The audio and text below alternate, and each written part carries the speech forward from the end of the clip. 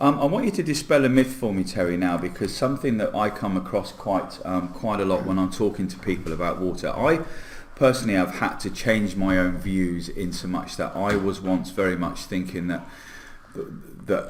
pHing water and alkalizing was the way forward when it came to water. From then joining from here and discovering the benefits of RO water, I hear quite a lot of people say to me that RO water is very bad for you because it strips the minerals from your bones. Could you please dispel that myth for us today? Right. RO is a selective membrane, and it really depends upon the pore size as to what it actually sieves out of the water.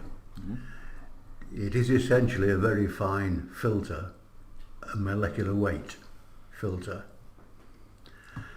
What we do in RO engineering for water treatment is to match that molecular capability with the final quality of water that we require. So for instance, very, very pure water, such as for nuclear engineering, microelectronics, we really want to strip everything out of the water completely.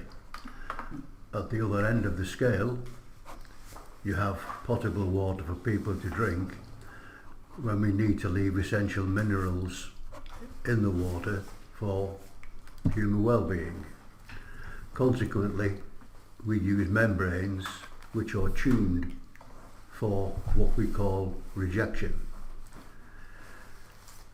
Okay. What this really means is we have a whole range of what is loosely termed reverse osmosis membranes with the rejection capability between about 57% and 99.99%.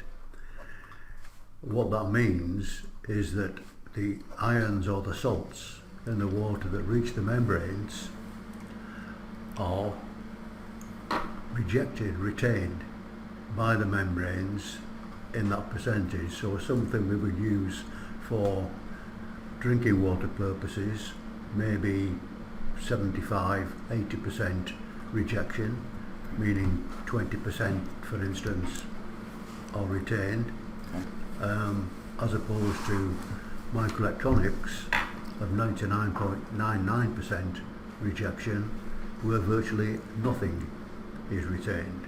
Okay. So when there's nothing retained, then that means that it's stripped so organically and inorganically, and I'll come back to a minute, bare, that it becomes corrosive. Yep. Exactly. We would not use those membranes for a potable water installation. Okay, so it would be possible then for me, with not a lot of knowledge, to go out and find some RO membranes, call myself a water purifier company, and actually be detrimental to people's health because I have no knowledge in what I'm doing.